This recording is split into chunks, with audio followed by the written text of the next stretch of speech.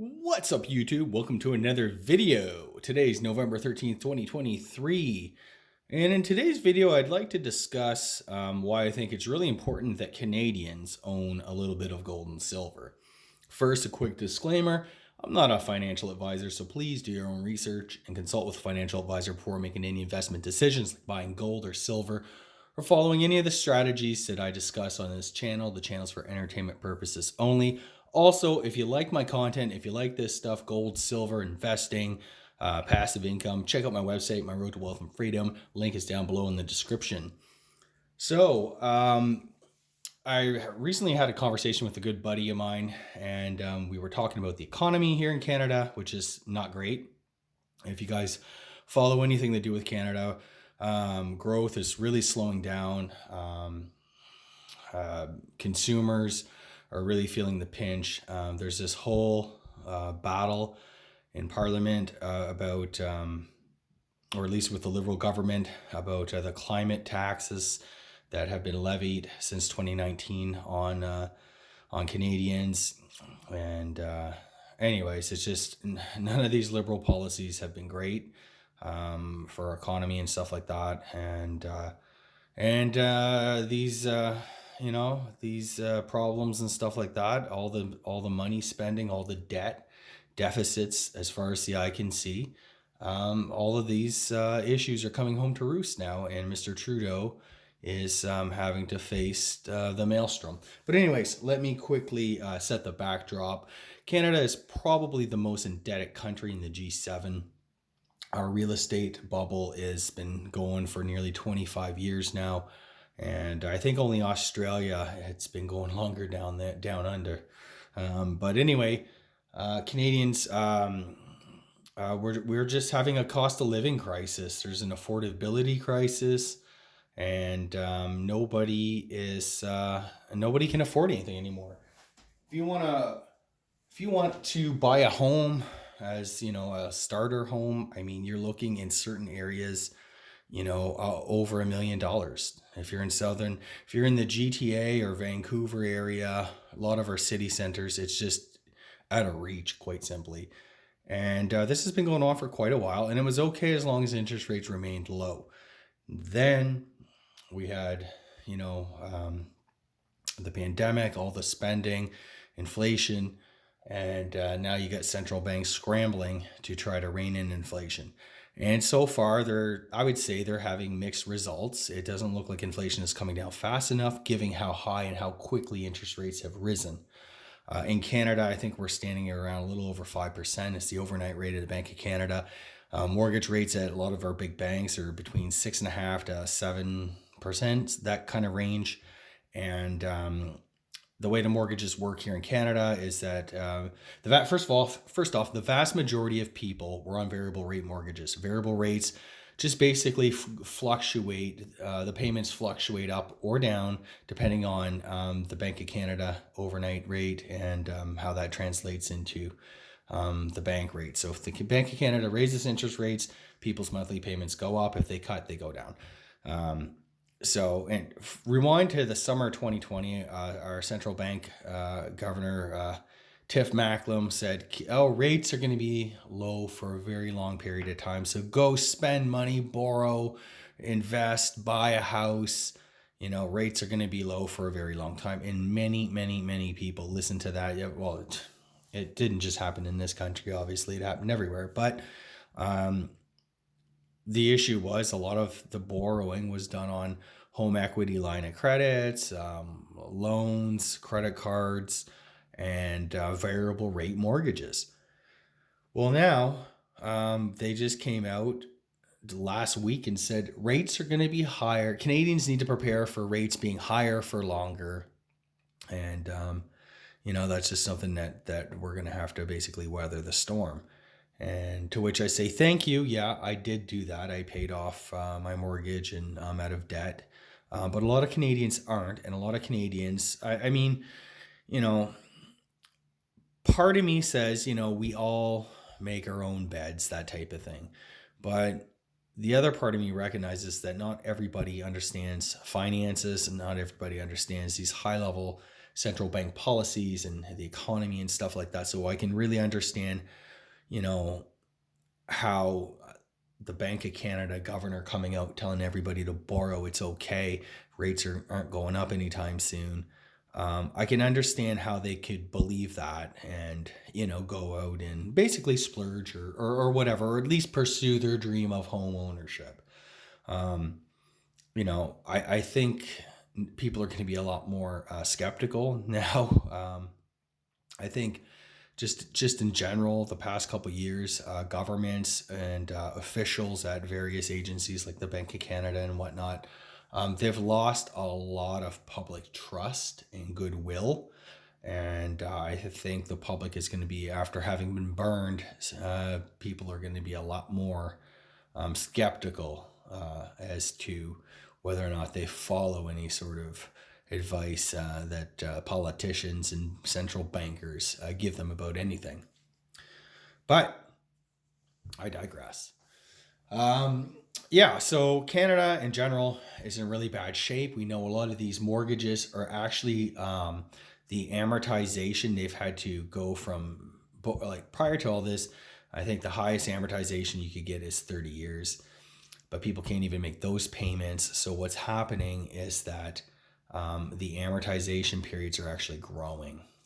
So people are actually every month they're paying their mortgage, and rather than just breaking even, neither getting ahead or behind in their mortgage or paying down a bit of the principal, they're actually adding interest on to the principal balance, outstanding balance of their mortgages, which is just basically delaying the reckoning as far as I'm concerned.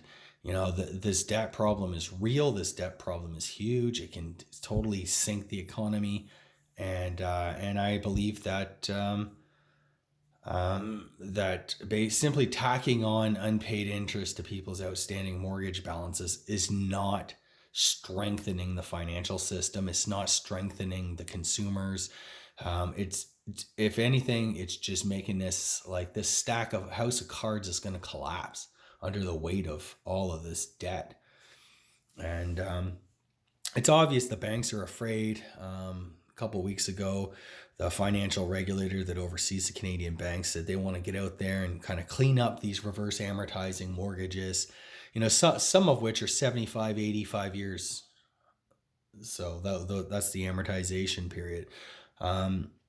It's not a good situation whatsoever.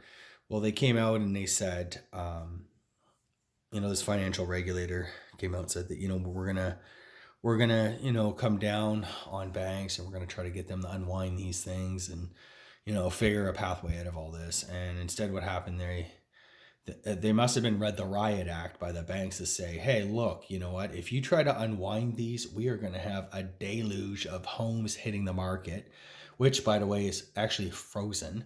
Home prices are probably down slightly, not a lot, but a little bit. And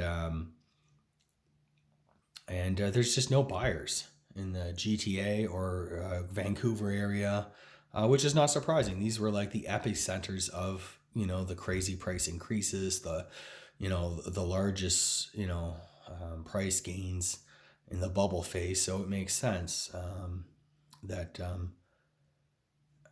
we're going to be going down, basically. But anyways, in addition to that, of course, we got people burning down new homes left, right, and center. It's just completely ridiculous why there's not more coverage on that. I think a lot of things are being hushed up and hidden from the wider Canadian public. And anyway, so why own gold and silver?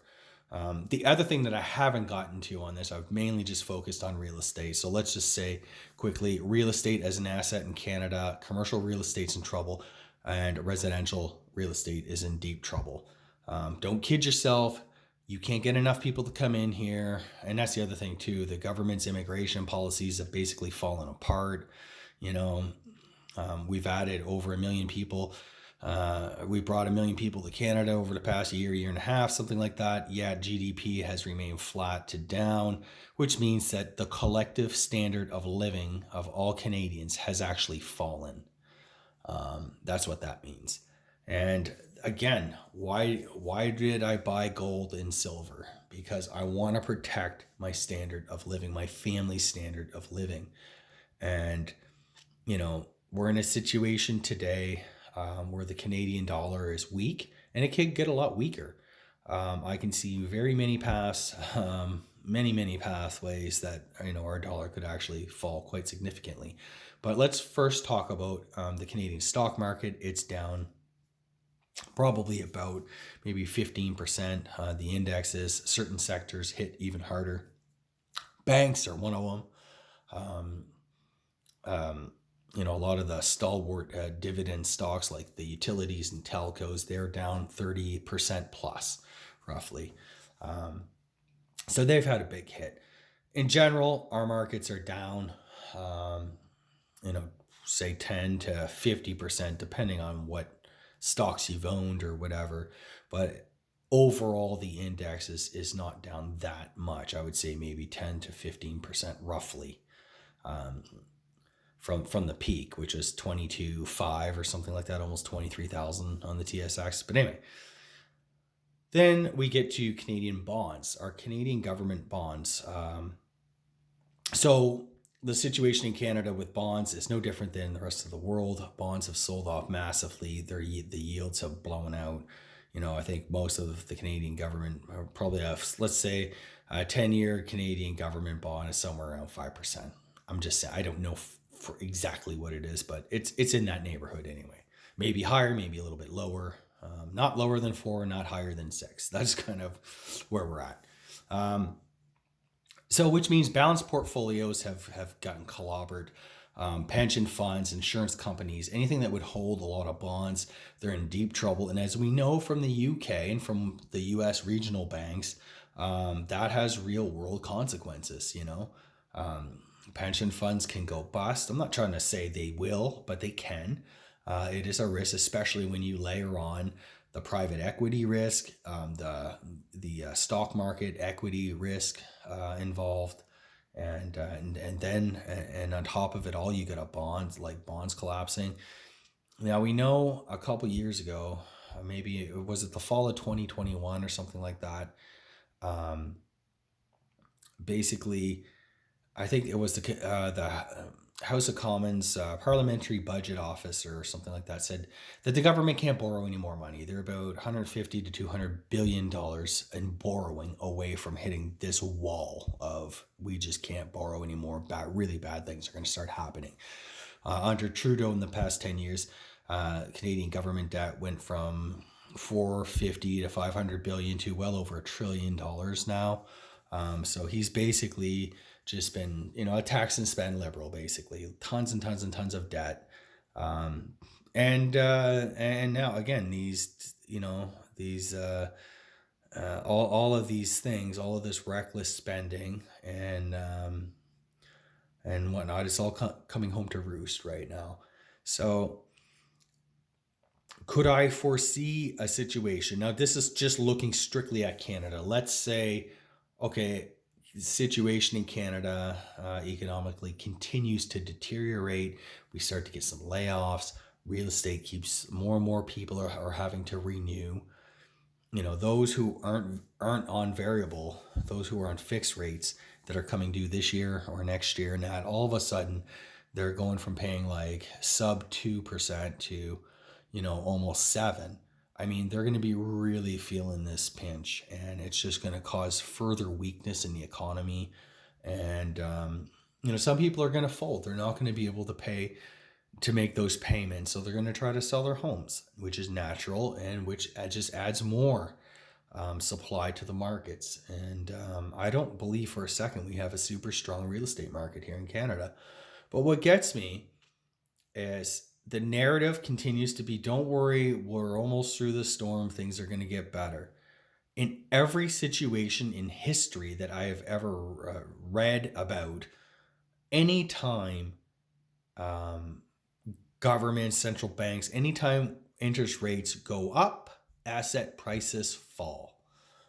It may not happen instantly. I think because we live in the 24-hour news cycle, a day seems like a month seems like a year. I was just thinking, like, this whole Middle Eastern conflict, it's only a month old, but it seems so much longer. Ukraine feels like it's a decade. And that's part of the reason. There are lags when interest rates go up. A lot of the pain, I totally would have expected bad things to happen already. And they are. I feel like, this is kind of, things are slowly starting to deteriorate. It's not an outright crash or collapse, but things are slowly starting to deteriorate. And you can see things going down a lot further. Really, the TSX, the stock market, is at the high, the pre-COVID peak. So it peaked in late February 2020. That's the level that we're at right now. And at that time, it seemed expensive. So these stocks can go down a lot more. In 08, 09, the TSX bottomed at around 7,000. We're at almost 20 right now. So even if it went down another 7,000, like during the COVID crash, it dropped to about just under 13, I think around 12.8. I mean, that could totally happen again. And how much more dire would the situation be? And anyways, I can totally foresee, an economic crisis here in Canada where things start to really kind of get out of control. Governments decide to try to come up with some sort of, rescue package, which requires them to borrow billions and spend billions or whatever, hundreds of billions. They're probably going to get tapped out. And then on top of that, so as Canadians, as Canadian investors, we're going to have our real estate assets that are down, stocks down, bonds down, and depending on what the government and central banks try to do here in Canada, we could potentially have our currency devalue massively against, the US dollar or whatever. So what would that do? Basically, our asset prices would fall and our currency would be devalued. So we would get, a wave of inflation essentially at the worst possible time. That to me would be like the total nightmare scenario, because the cost of living would skyrocket. The price of commodities would, double or triple as our dollar is devalued and as all of our assets that have been artificially inflated and pumped up under zero interest rates for over a decade, that's a real problem. That's a real crisis. So that is kind of, like one big reason why I own some gold and silver to protect against that kind of economic risk. And that's just a Canadian story. The crisis doesn't have to be originating in Canada. It could be the EU goes down or the UK, collapses. That would totally bring down our market, and everything I just said could totally be the result of that, or it could be something from China, or it could be the U. Like the risk out there are many and varied, and there's no way we're gonna really know, what straw will or won't break the camel's back. And even if central bankers and governments around the world get together and they kind of say, hey, you know what, the whole global financial system is falling apart. We need to kind of come up with some sort of Bretton Woods 2 or 3 or whatever type agreement, some sort of global agreement to devalue currencies and to reestablish the global financial system on a more solid footing, whether or not that includes, reintroducing gold into, at least at the central bank level. We're not going to know about this in advance. It could happen over a weekend. It could happen over Christmas. It could happen tomorrow, or it might never happen. The thing is, there are so many different things that can go wrong that it's worthwhile, I think, and for, as part of my assets, my total sort of investment package, it's worth owning some gold and silver, physical. And I also have, stake in the miners and stuff like that as well. So I have a portfolio basically designed to do well in kind of like a global or Canada specific collapse. And that's not to say, hey, I've been buying some dividend stocks. I feel like dividends at 7-8% yields and stuff like that. They're looking juicy. There are risk, but you're never going to invest in anything worthwhile when there isn't, potential risk that could happen, right? Could things go down even more? I own shares in Newmont, and that stock has done terrible this year. I just bought a little bit more last week. Not investment advice. The stock could have a lot more downside to it, but I just figure like, hey, this is something that's down quite a bit for good reason. There's good reasons why Newmont is down, more so than say a Barrick or Agnico. But anyways, I'm just kind of looking at, that's kind of more speculative than owning physical gold, obviously. And, should gold soar to 2,500, 3,000, it's a rising tide raises all boats. So something like Newmont's probably going to do quite well in that situation, as will the other gold and silver miners and stuff like that. So that's basically kind of been my approach. Why do I think every Canadian should own some gold, physical gold, more so than anything else? Is because of all the risks that I just laid out. We could end up in a terrible,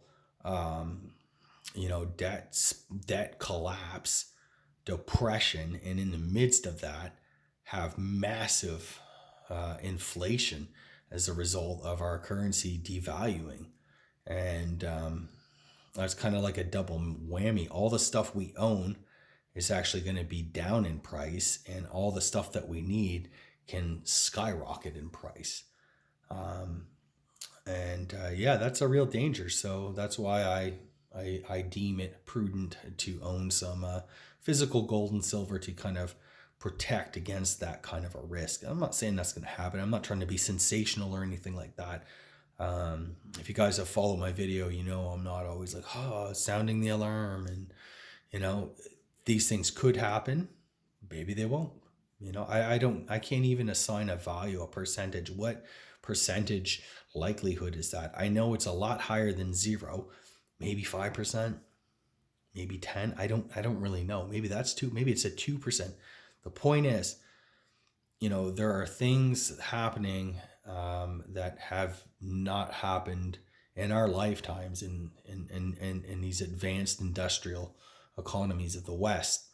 And, just because things haven't happened for 80 years does not mean that we could not have them happen tomorrow. We are in many cases, a lot worse situation than we were in 2008 and 9. And, even in worse cases, it took a lot less to give us the Great Depression. I guess I'll just kind of end with that. So, that's why I'm happy to buy gold. It's impossible to time. Many years I used to stare at these, 1 ounce Canadian maples, and I'd say to myself, hey, I should really buy one. I got a bonus, year-end bonus or whatever. I should really pick one of these up. Never did. At that time they were 1,400 Canadian. Well, today this coin is 2,800 Canadian. Spot gold in Canada is just under 2,700. Gold's actually at an all-time high in Canadian dollars, or near, just off the all-time high. So then finally in 2020, I was like, that's it. I'm just gonna start buying some each year, bit by bit, little by little, and I don't care about price anymore, because I played that game. And the truth of the matter is when you need it, you won't be able to get it, or the price will go so high that you just won't be able to pick it up.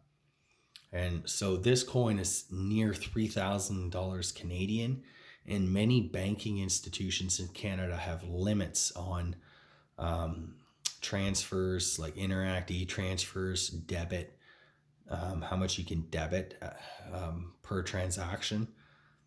Sometimes there's daily limits, and that's $2,000 to $3,000.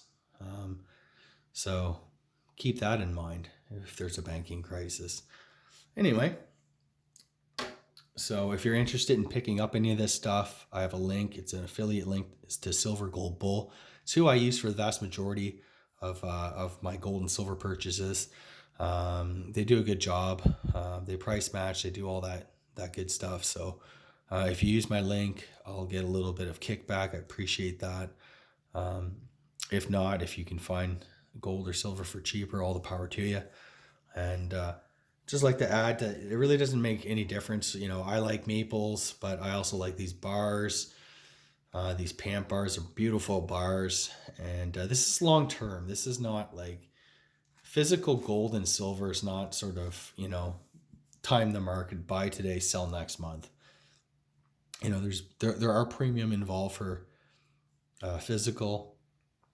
When you go to sell it back, most dealers, you know, will give you spot, maybe slightly above, depending on the coin. But I would just add that not a lot of Canadians own gold or silver. In fact, our own government doesn't even own gold or silver anymore, unless, like, excluding maybe the Royal Canadian Mint that keeps a stockpile for, you know, coin production or collector coins, that type of thing, bullion products. So anyways, I just thought I'd add that in. So thanks so much for listening. If you followed along this far, I didn't really intend to make this video this long. I hope you can follow a lot of the logic in that I was discussing, and, you know, kind of reasons why I think it's just prudent to own in a diversified portfolio of assets, which includes your home. If you have a house, you have real estate, stocks, bonds, cash, maybe money market funds, you know, that type of stuff. It's kind of worthwhile having something, maybe crypto like Bitcoin, stuff like that. It's worthwhile having some physical gold and silver. That's it. Take care, guys.